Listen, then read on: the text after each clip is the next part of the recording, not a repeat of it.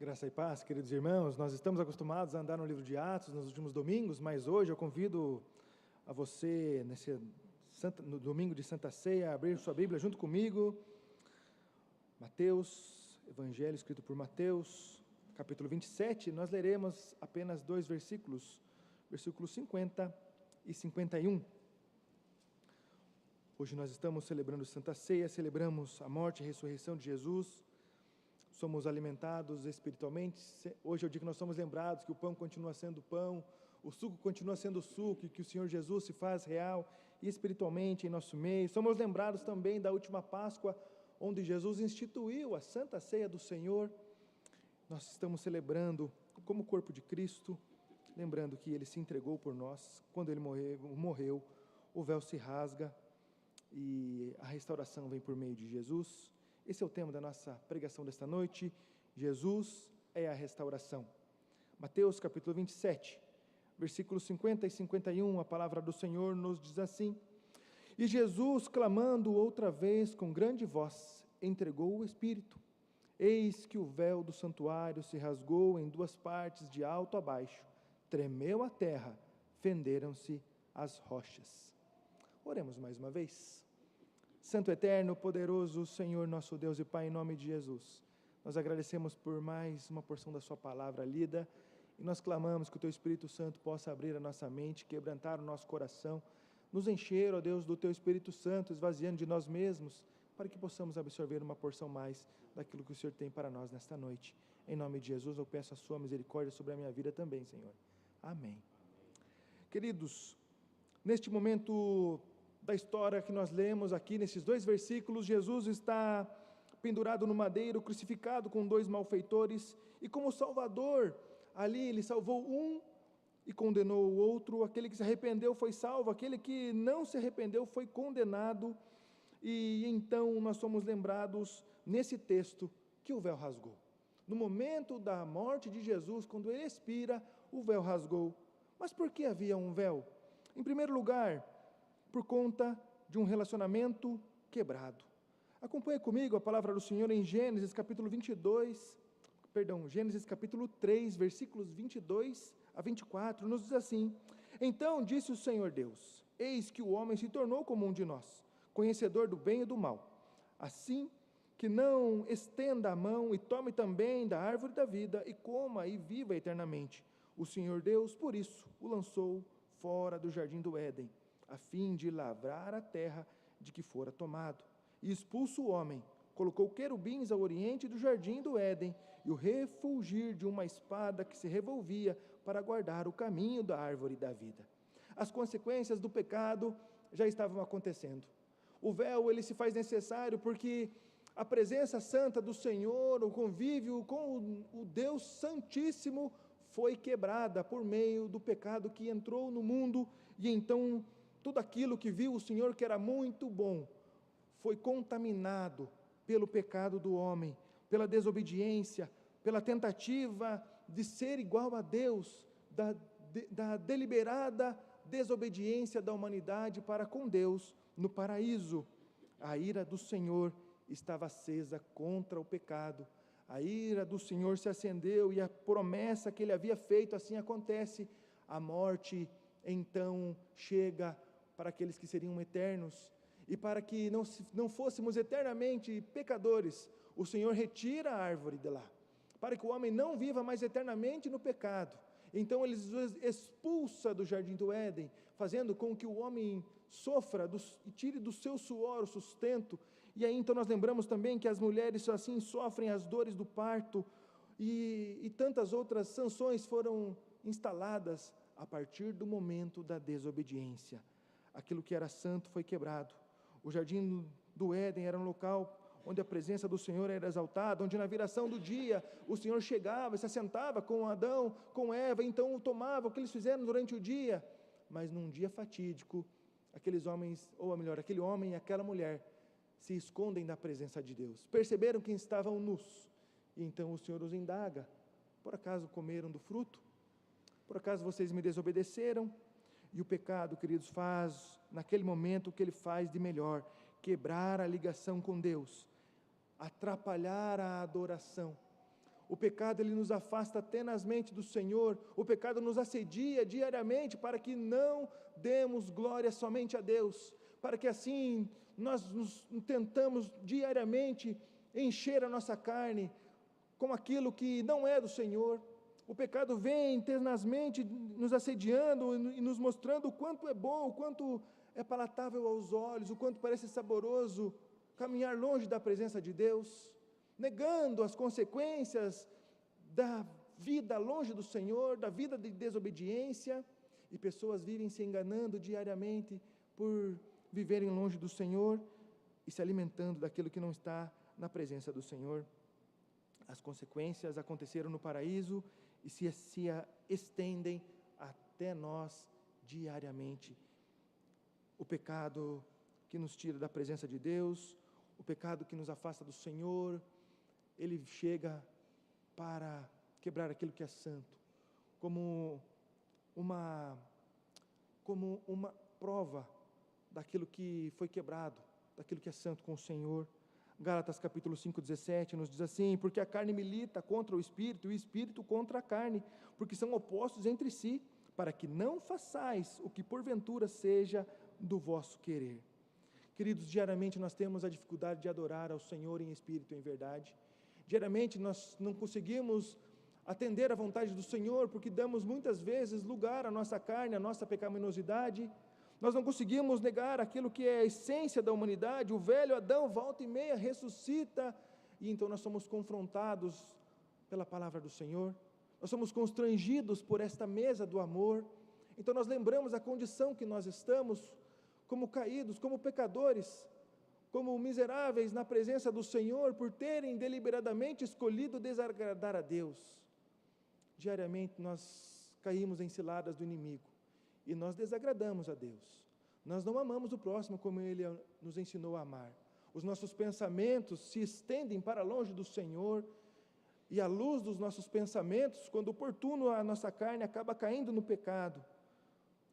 Como nós somos lembrados, o nosso pecado ele afasta do Senhor, mas Ele, em seu amor e misericórdia, sempre promove uma forma para conseguirmos olhar para dentro, para nos constrangermos, para percebermos quem nós somos, e então olhar para Ele, perceber quem Ele é, e exaltarmos esse amor que não espera nada em troca, exaltarmos esse amor que castiga o seu próprio Filho, que condena, que derrama a total ira do Senhor sobre Ele, por amor a cada um de nós. Esta mesa nos lembra disso. O Senhor é quem dá o primeiro passo. O Senhor conhece a cada um de nós. O Senhor conhecia Adão, o Senhor conhecia Eva.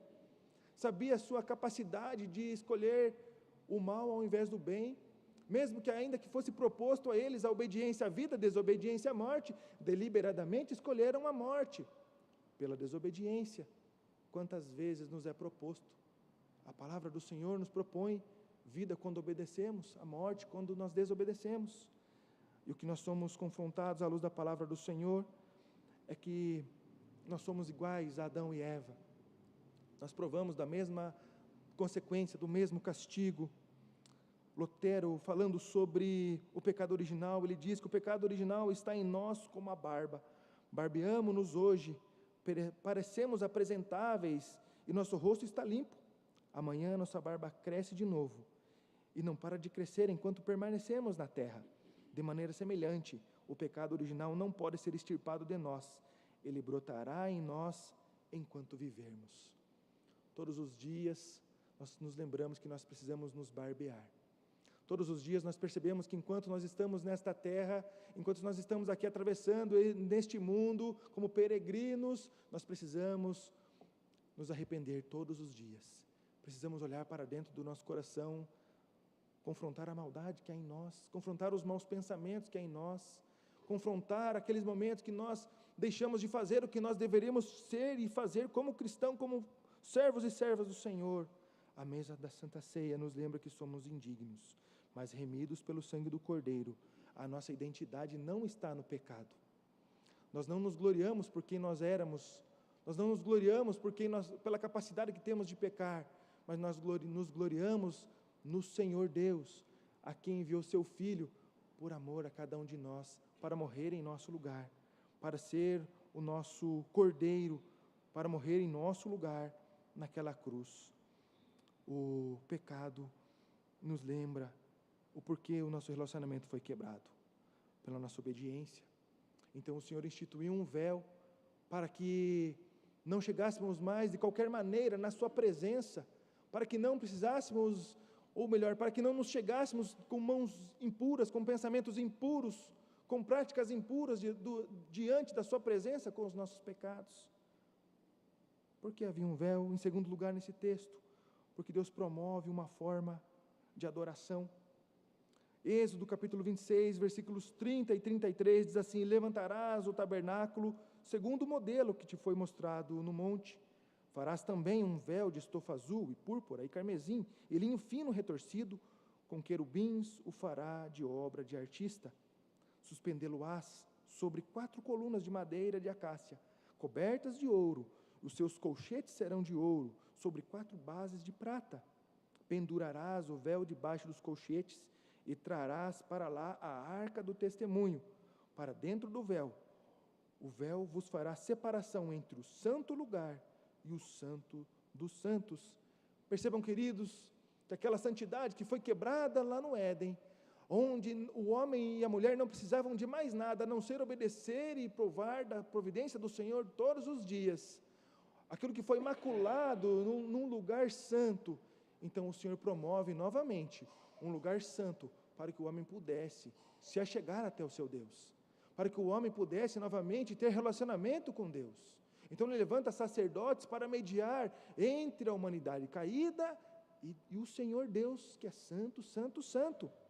O véu separava o santo dos santos, o lugar da presença de Deus, o Éden novamente instituído na terra, para que o homem pudesse novamente se ligar com o Senhor, para que o homem pudesse se arrepender dos seus pecados, dos seus maus feitos, dos seus maus pensamentos, das suas velhas práticas, e se achegarem diante do seu Deus. Desde o dia da queda, Deus providencia a salvação. Jesus é eternamente Salvador. Jesus não é um plano B. Jesus é Salvador desde a eternidade. Quando tudo é feito em Jesus Salvador, não como uma possibilidade de ser Salvador, mas Ele sendo plenamente Salvador. Quando Deus constitui um povo, Ele institui um lugar onde aponta para Jesus. Um lugar que aponta para aquele que nos livraria do nosso pecado, que apontava para aquele que nos perdoaria de todos os pecados, que levaria sobre si a culpa de cada um dos nossos pecados, para que nós deliberadamente pudéssemos atravessar aquele portão e então pecar ao virar a esquina. Jesus morre por nós, sabendo que nós somos. O Senhor envia o seu Filho para nos salvar, sabendo quem nós somos. E o tabernáculo significava o Éden na terra. Deus entregando para o homem uma oportunidade de adorar ao Senhor novamente, com santidade, com respeito, com temor, porque Ele institui também uma forma para que aquele sacrifício fosse feito. A purificação necessária do sacerdote, do sumo sacerdote, para entrar no Santo dos Santos, ao passo que necessitava amarrar uma corda com um sino, para que se aquele homem porventura tivesse algum mal súbito, ou entrasse lá com pecado, então pudesse ser tirado daquela presença, porque se alguém tocasse ou entrasse lá indignamente, seria fulminado pelo Senhor, morto na presença do Senhor. Deus agora providencia legalmente uma forma de pedir perdão, de adorar a Deus. Deus legalmente providencia uma maneira para que nós pudéssemos, ou para que a humanidade, ou para que o seu povo pudesse pedir perdão a Deus. Deus continua sendo o mesmo. Deus continua não aceitando a adoração de qualquer maneira. O Senhor ainda exige adoração santa ao seu santo nome. E quantas vezes nós adoramos ao Senhor com o que sobra? Adoramos ao Senhor com o resto dos nossos dias. Adoramos ao Senhor com uma pequena passada num domingo que serve para ir na igreja mesmo, então eu vou lá. E não conseguimos ter uma vida de devoção ao meu Deus. Eu não consigo perceber que esse Deus me ama tanto, que Ele providenciou todas as coisas e diariamente Ele providencia maneiras para que eu me arrependa, para que eu olhe para a sua santidade, para que eu me constranja do meu pecado e para que eu busque viver de vida santa e digna do meu Senhor. Percebam, queridos, que o tempo todo o Senhor está nos chamando para si. E quando Ele fala sobre as ofertas, Ele até fala com um lamento. Ele não estava preocupado com a oferta que seria entregue, mas ele estava preocupado com o coração de quem entregava, da motivação, da adoração do seu povo para com ele. Não estava preocupado com um rito, não estava preocupado com maneira, com forma, ainda que ele instituísse uma maneira e uma forma e um ritual, para que o povo vivesse em santidade e temesse ao Senhor, mas ele estava preocupado com o coração, da mesma maneira que ele se preocupa como nós nos achegamos hoje, que coração nós chegamos hoje para prestar culto ao Senhor, que coração eu tenho prestado culto durante a semana, que coração eu tenho colocado a minha família diante do Senhor, que coração eu tenho colocado a minha vida diante do meu Deus, me colocado como um servo, como um discípulo do Senhor. Quantas vezes a nossa adoração ela é condicional, e uma pergunta que chega no meu coração é: como o meu coração tem adorado ao Senhor? Como eu tenho me apresentado diante do Salvador? É algo com uma entrega total de quem eu sou, com tudo que eu posso fazer e adorar ao meu Deus? Ou é de uma maneira mecânica, pelo rigor da lei? Ou é simplesmente por um ritual de passagem, então assim eu estendo e eu preciso fazer isso, porque senão o Senhor vai me castigar de alguma maneira? O Senhor está preocupado com adoradores que o adorem em espírito e em verdade, com homens e mulheres que conhecem o Senhor e que vivem para a glória do Senhor. João Calvino, falando sobre isso, ele diz que a glória da nossa fé é que Deus, o Criador do mundo, não descarta nem abandona a ordem que Ele mesmo, no princípio, estabelecera. Deus criou todas as coisas, ainda que sujos pelo pecado, ainda que maculados pela nossa condição, o Senhor não muda, Deus não muda. Ele ainda continua providenciando uma maneira para que nós nos acheguemos a Ele, com um coração contrito, com um coração arrependido, com um coração que reconhece quem realmente é, então busca o Senhor por quem o Senhor é. Não busca o Senhor por que Ele pode dar, por que Ele pode fazer, mas adora o Senhor em espírito e em verdade por quem Ele é, Salvador. Quantas vezes a nossa condição de adoração é pelo tempo que estamos vivendo. Se a minha semana foi muito boa, então eu vou adorar o Senhor. Essa semana, então eu vou na igreja. Algumas vezes é o contrário, se está muito ruim, então agora está na hora de ir na igreja, né? Porque está dando tudo errado. O único jeito de arrumar é adorando a Deus. E nós somos convidados a adorar ao Senhor o tempo todo, por quem Ele é, reconhecendo que Ele proporciona para nós sempre maneira de nós nos voltarmos para Ele, arrependidos, de olharmos para Ele, lembrar da salvação dada por Ele, lembrar que Ele não desiste dos seus, que Ele sempre proporciona uma maneira para que os seus filhos se voltem para Ele e adorem em espírito e em verdade. O convite é para adorarmos a Deus por quem Ele é, por tudo que Ele fez, pela obra na cruz do seu Filho, que Ele mesmo sacrifica por amor a nós. Porque havia um véu, terceiro lugar nesse texto, porque Jesus é o caminho para a verdadeira adoração. O texto nos diz que Jesus, clamando outra vez com grande voz, entregou o Espírito, e eis que o véu do santuário se rasgou em duas partes, de alto a baixo. O véu se rasgou, porque Jesus é o caminho para a verdadeira adoração. Aquilo que foi quebrado no Éden, aquele véu que foi instituído quando o Senhor proporciona um tabernáculo, um lugar de adoração, não é mais necessário, porque então agora Ele mesmo envia o seu Filho para morrer, e esse véu se rasga, porque agora o caminho para ter relacionamento com Deus, para falar com Deus, para confessar os pecados a Deus, para ter relacionamento com Deus, ele acontece por meio de Jesus. E quando nós nos servimos da mesa da Santa Ceia, nós estamos glorificando ao Senhor, estamos rememorando a obra de Cristo na cruz. Isso deveria aumentar o nosso temor todos os dias. Quando eu me deparo com a mesa da Santa Ceia, eu deveria aumentar o meu temor, acertar a minha adoração, reconhecer quem eu sou, confessar os meus pecados, buscar viver vida santa e reta perante o meu Deus, reconhecendo por tudo que Ele fez na história até os dias de hoje e continua fazendo. Nós somos convidados a lembrar que Jesus dá um brado alto antes de falecer, e aquele brado não é um brado de derrota, pelo contrário, é um brado de vitória, é um brado de missão cumprida, de obediência à vontade do Pai, a obra do triunfo da morte de Jesus e ressurreição sobre a morte. Tem um filme da Paixão de Cristo, que eu sempre lembro dessa parte, neste exato momento onde Jesus morre, o véu se rasga, trevas na terra, e no exato momento que Jesus está morrendo, Satanás está ali à volta e ele se alegra. E no momento que o véu se rasga e a terra treme e todas as coisas acontecem, ele fica desesperado.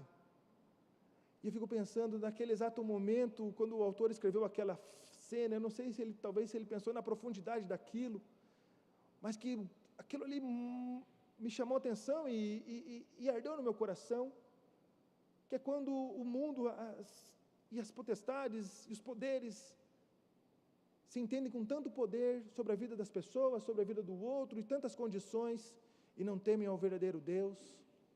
Até Satanás entendeu a obra de Cristo no madeiro, e muitas pessoas ainda não reconhecem, não percebem, não dão o devido valor, não têm o devido temor, não celebram, não vibram com a morte de Jesus e a ressurreição, com a derrota da morte na cruz do Calvário.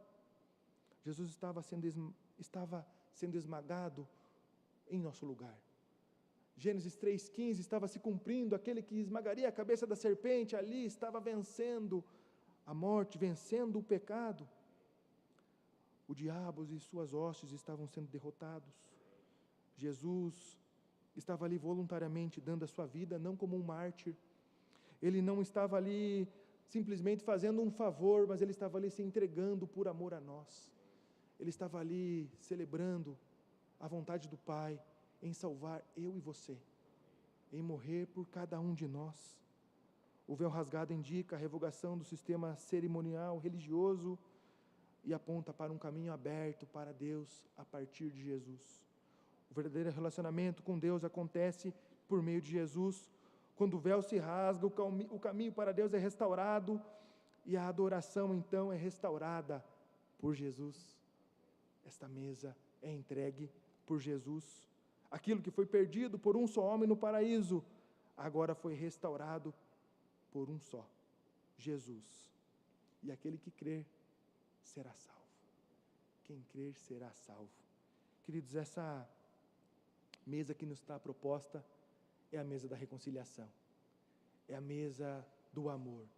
É a mesa que nos constrange. É a mesa que nos lembra que nós éramos inimigos de Deus, condenados para a morte eterna, e então fomos chamados novamente para o Senhor por meio do sacrifício, pelo corpo esmagado, pelo sangue derramado. Tem um cântico que nós cantamos que diz que o véu rasgou, o caminho abriu, tudo consumado está.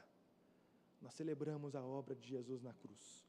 A nossa confissão de fé de Westminster, no capítulo 24 da Santa Ceia, nos lembra que neste sacramento não se oferece Cristo a seu Pai, nem de modo algum se faz um sacrifício pela remissão dos pecados dos vivos ou dos mortos, mas se faz uma comemoração daquele que é o único sacrifício que ele fez de si mesmo na cruz, uma só vez e por meio dele, por meio de Jesus, uma só vez, nós somos salvos, e todo aquele que crê será salvo.